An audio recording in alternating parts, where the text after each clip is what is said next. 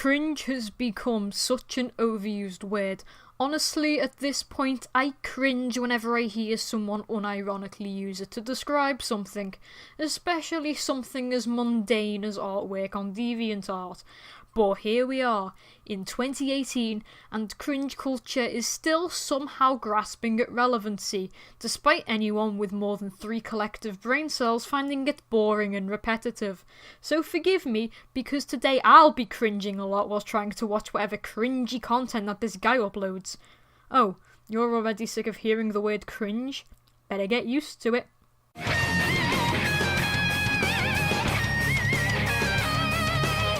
You know, this isn't too different from the graphic design is my passion image macro that's used to take the piss out of those with little to no art or programming skills. Clearly, just looking at this guy's channel, he's obviously very educated in the subject of art. Now, if I remember correctly, Yo-Yo made a rather constructive video addressing this dude's content not too long ago, and if I also remember correctly, he commented on that video, which shows to me that he watched it. Let's see how much of that criticism got through here. Oh, what is up everyone? None. None at all. Zilch. Absolutely none of that criticism. I mean, to give this guy some credit, you can see that he's trying to branch out with his content, and I obviously applaud that. I can't diss anyone for trying new things, and I especially can't blame DeviantCringe for falling back on his main series over and over again, because the views on his more, how do I put this, interesting videos pale in comparison to the views on the videos that he's known for. I find that the cartoon review community is very hit or miss in terms of viewership. If I could give you some criticism here, it would be to consider what your existing subscribers would want to see from these videos. Having negative superlatives in the title of these videos, such as ugliest and worst, would probably resonate more with an audience who are subscribed for your cringe videos. I see this channel in the same way that I see recovering alcoholics. They just want to move on, but when they get home and see an unfinished bottle of vodka, they can't help but just have a sip and relapse into their old ways. You feel bad for them, but at the end of the day, they brought it upon themselves. I feel like DeviantCringe has the ability and talent to make good content, but he puts that aside to play it predictable and as safely as possible. He will keep making this extremely low-brow content until viewership dwindles, and when that happens, he won't have a leg to stand on. The cure to this, in my opinion, would be to be more persistent in other projects. You'll never know what will reach a large audience in the future. I also have to say that he seems to be a genuine and nice person to his subscribers. The series in which he visits his fans' profile pages to look at their art is honestly one of the nicest ways to show your gratitude to your fanbase, and I think that's a really sweet idea. Okay, now that his ego's been inflated, it's time to put a pin in it and watch it spin around the room as it deflates. One thing that drives me up the wall is how DeviantCringe is somehow applauded for doing the things that Solar Sands constantly gets criticised for doing. And I'm not blaming DeviantCringe at all for this. He can't control his comment sections, just as anyone else can't, but I can't help but feel like it's deeply unfair that Solar's content has greatly improved, and yet there's a guy doing the same thing Solar was doing in the beginning and is essentially getting off scot-free for it. Maybe this was a stupid comparison to make because it's like comparing solid gold to horseshit, but my point still stands. I've seen some shift in DeviantCringe's content, and that he's started making these call-out videos about artists who trace or steal or whatever. Honestly, in my opinion, making videos on these people is just over the top. But I can understand why people like this kind of content. They want to see bad or problematic people getting a comeuppance, and to that I say, watch this video instead. I'm personally not a fan of call-out videos, but I know it's a very opinionated subject and no one's really wrong on either side, and for that reason I won't get into too much detail about DeviantCringe's call-outs. Now, I wanted to be fair and take a look at DeviantCringe's most recent video, at this time of recording. I feel like looking at recent videos can help provide with fairer and more relevant criticism. Also, most of my responses to this video will be unscripted, so...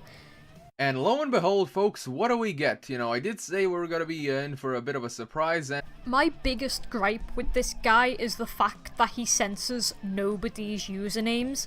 I understand why you wouldn't censor usernames in call-out videos, but I see you have what can loosely be described as a disclaimer at the beginning of your video, but any creator who wants people to adhere to that disclaimer would make it as hard as possible for people to find people's profiles.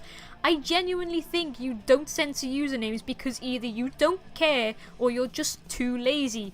Personally, I think it's the latter, and we'll be getting more into that shortly. And by the way, everyone, if the expression on our face isn't enough to make you laugh your ass off, the anatomy definitely will. Like, take a look at this leg over here, yeah.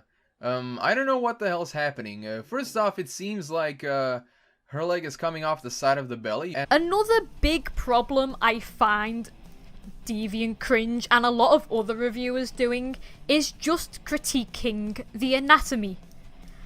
Everyone knows that their anatomy is shit. Pointing out bad anatomy is not constructive criticism. It's the laziest criticism you can give someone, and to give that criticism and not say how you can improve it is twice as lazy.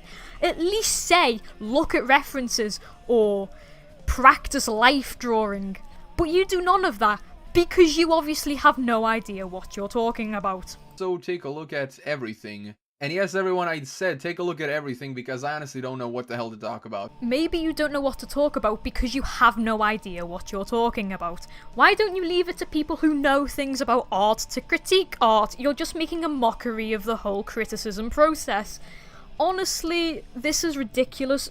All you do is sit and wiggle your mouse around and say, "Oh, look at this, ladies and gentlemen, look at this, wow, look at this." You're like a child at a zoo, pointing at every single animal going, "Oh, mommy, look at that lion, look at that elephant." That's it, that's your content. It's content for idiots. And of course, no comments have been added, because why the hell would you? I mean, do you really need to talk about something like this? That's what you've just done, you absolute buffoon. You know, like, the line work is nice and smooth, the coloring is really good, I especially love the coloring on the hair, you know, and all that stuff. This is another thing, he is completely inconsistent with his so-called criticism. He's talking about how great the line work and how great the shading is in this image, yet the first image that was shown in this video had exactly the same coloring technique. Why are you like this? I especially love the coloring on the hair, you know. That's exactly how that first person coloured. With like it is shiny. Yeah, that's right. I mean, like, the shading isn't really very impressive, and the light source is also inconsistent. I think if I was to critique this, it would be to understand shape more, especially with the girls' panties, because they just go straight across where they'd actually curve. Yeah. That would also make people look there more, because obviously that's the focus point of the image, but then at the same time, maybe putting hair on the left would be better, because your eyes are automatically drawn to the left of an image because you read from left to right. Yeah, that's criticism. I was right. The fandom is something to fear for. Trust me, you haven't seen anything yet, and we are not going to be clicking that, thank you very much. I really despise the way he has to go through the comments of every image he looks at. It just drives me insane. It's like a US torture technique.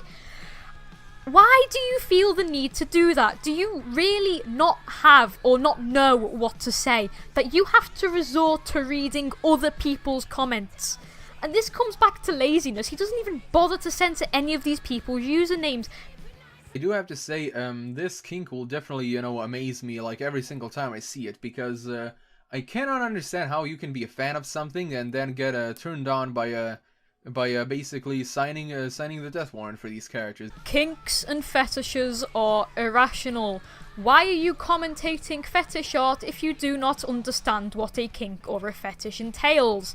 Listen, you must be the biggest virgin or the biggest vanilla in the world if this is what offends you so greatly. I actually want to see you on a date and your girlfriend or boyfriend or whoever turns to you and says, "I have a bondage kink. Would you just turn round and run out the fucking door, because by the way you conduct yourself in these videos, that doesn't seem too out of the question. Okay, everyone, so thankfully we're not getting anything that's absolutely traumatizing anymore. I've just sat through 5 minutes of you reading DeviantArt comments. I'm pretty sure I've been traumatized enough today. Oh man. This is another thing that makes me laugh, because he pretends that this content is the worst of the worst, and it's abhorrent and it's disgusting. If it was truly that bad, it would 1, not be allowed on DeviantArt, and 2, not be allowed on YouTube. You display this content in your thumbnails uncensored, and you also display it in your videos uncensored. So it surely can't be that bad or require a mature content filter if you do not mature content your own videos or censor them. But the advice I can give you is, if you can do something like this, try to do like, actual epic pictures and all that stuff. Why don't you make actual epic videos then, my dude? Wow, dude, get out and talk to a real girl instead of doing this. At least this guy has kinks and fetishes, and he's not some vanilla fuck like you. Like, I could say the same shit to you. You're strolling around DeviantArt recording it for views and money. That's fucking sad, man. You need to go out and get a girl. Oh, and take a look at that. Of course I am #blocked. Well, no shit, Sherlock. People who you bother online are going to block you because they don't want to deal with your insufferable ass. Oh my god. Listen. Maybe if you censored their usernames in previous videos, they wouldn't have blocked you, because people wouldn't have gone onto their profile and harassed them because of you. To laugh at it and to be so quick to judge this person just makes you look like an ignorant fool. And honestly, that's all I get from your content. You are an ignorant fool. You don't know what you're talking about. You think everyone else is in the wrong but you. And you're hypocritical as fuck. Please stop this. I have some very, very choice advice for you, mister. Talk to a real girl instead of doing this. I think I've rambled on for far too long. So, here's Atari with some more rambling for you. Ladies and gentlemen. If there's anything that people know me for, it's for my Cringeos are good video. That video is pretty much the flagship of my channel after all. Cringe is such an overused word, and I don't see the need to call things cringe when you can instead give people constructive criticism so that they can improve as an artist, you feel me? The quote-unquote constructive criticism this guy gives isn't even all that valid. Now, before I go on, let me just say, I don't think you need to be an artist to have an opinion on art.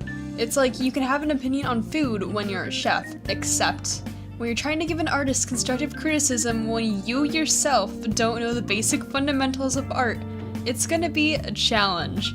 This guy does not know anything about art. As far as I know, he doesn't draw. His DeviantArt page is empty and he didn't even draw his own sprites. And if that doesn't say anything, then just listen to his criticisms for yourself. They're inconsistent as all hell and he doesn't give any tips to improve. He just points out the obvious makes fun of anatomical mistakes. He doesn't even recommend looking up references for poses or anatomy that artists he criticizes are trying to achieve. What's funny is when Penta and I watched his most recent video together, he nagged on someone for having improper shading and anatomy, but when he went on to another piece after where the anatomy and shading were also just as improper, he praised it.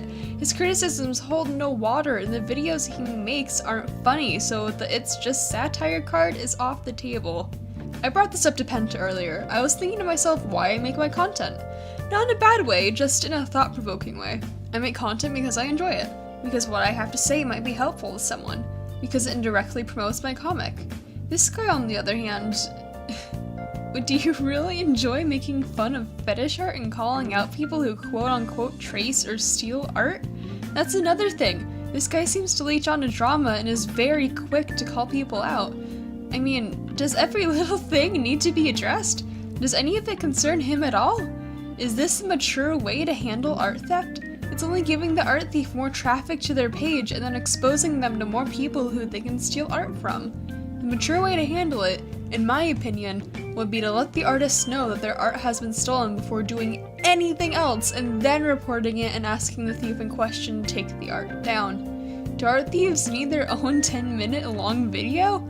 Making videos about art theft is doing more harm than good.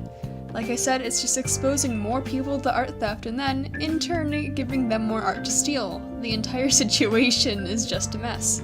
This guy's DeviantArt comments aren't really all that impressive either. They're full of people telling him to complain about art or people that they don't like. Do you really want to build your content, your career, off of something as demoralizing as people telling you to complain about art that doesn't suit their personal tastes?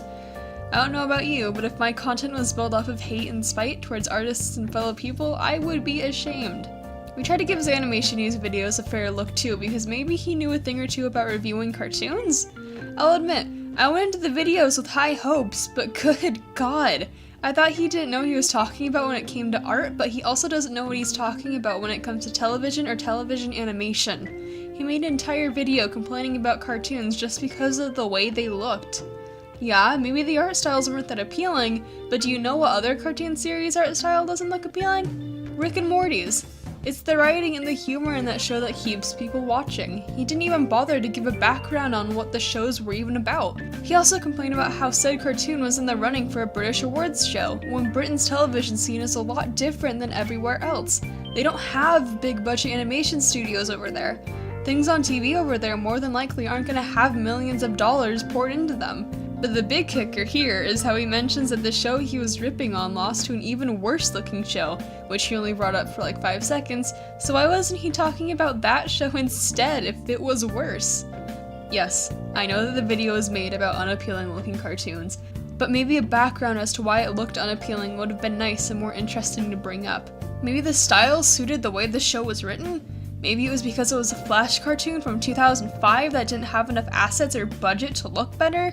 Doesn't that sound more like an interesting video to watch? I was bored a minute in, and the video was nearly 10 minutes long. Audience attention on YouTube is very hard to keep, and the only reason why we stayed on that video was to give him a fair chance. I don't know, there is just so much to criticize his content for. How he doesn't even bother to censor out usernames when he puts disclaimers at the beginning of his videos to not harass the artists mentioned.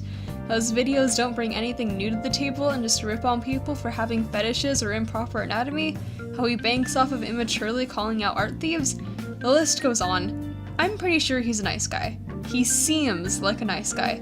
But I am not a fan of his content and personally don't understand why it seems to get so much attention. If he's gonna keep making this content, I suggest that he should start by learning how to give better constructive criticism, give more thought into making art theft videos before he makes them, and just overall improving his editing and content in general.